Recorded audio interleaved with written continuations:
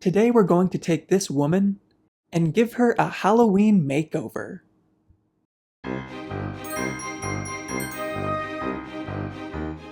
Hello and welcome to an Affinity Revolution tutorial. My name is Ezra Anderson, and today we're going to create a spooky effect in Affinity Photo in honor of Halloween. If you'd like to follow along with the same image that I'll be using, I've included a download link in the video description. After opening today's picture in Affinity Photo, the first thing we're going to do is apply an HSL adjustment. To apply an HSL adjustment, you can come to the Adjustments icon and select HSL, or you can use the shortcut Command or Control U. For this picture, we're going to lower the saturation by 40%. We're also going to increase the luminosity by 10%. Then we can exit out of the HSL dialog box. We want to make it so this HSL adjustment is only applied to the woman's skin. To do this, we're first going to invert the adjustment layer so it's applied to nothing. To invert the adjustment, you can press Command or Control I.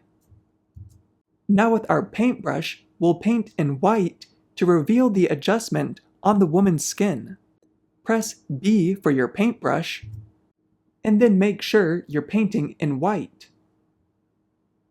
You'll also want to make sure your hardness is set to 0%. To make your brush bigger or smaller, you can use the left and right bracket key underneath the equal sign on your keyboard.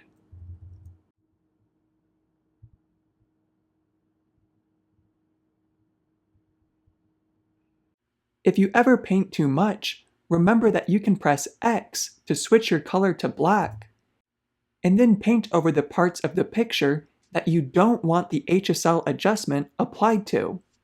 For example, we don't want the adjustment applied to her eyes.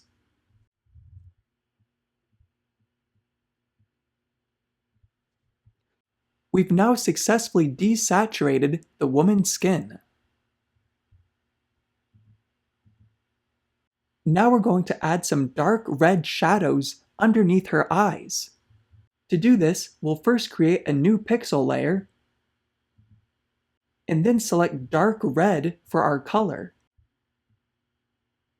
Then we'll just paint underneath her eyes. We can change the blend mode of this layer from normal to overlay. And if the effect is still too strong, you can always lower the opacity by clicking and dragging on the word opacity. Now let's take some time to work on the woman's eyes. I'm going to apply a brightness and contrast adjustment layer, and then bring the brightness and contrast all the way up.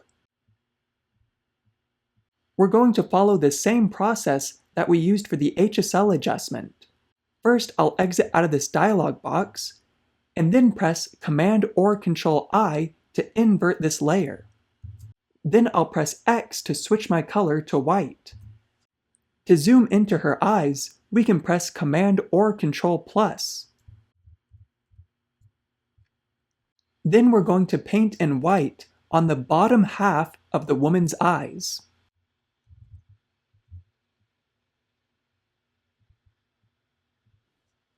We're also going to apply an HSL adjustment to her eyes. I'll press Command or Control U to apply another HSL adjustment. For this HSL adjustment, I'll drag the hue slider all the way to the right. Then I'm going to invert this layer by pressing Command or Control I and paint in white over her eyes. Then I'll press Command or Control 0 to see the entire picture once again. To make the shadows even more intense in this photo, we're going to add a black and white adjustment. So let's come to the Adjustments icon and apply black and white. For this picture, let's bring the red slider all the way down, and the yellow slider all the way up. Then we can exit out of this dialog box. We need to change the blend mode of this black and white adjustment layer.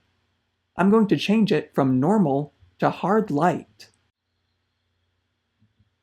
The effect is much too strong right now, so I'm going to lower the opacity to 20%.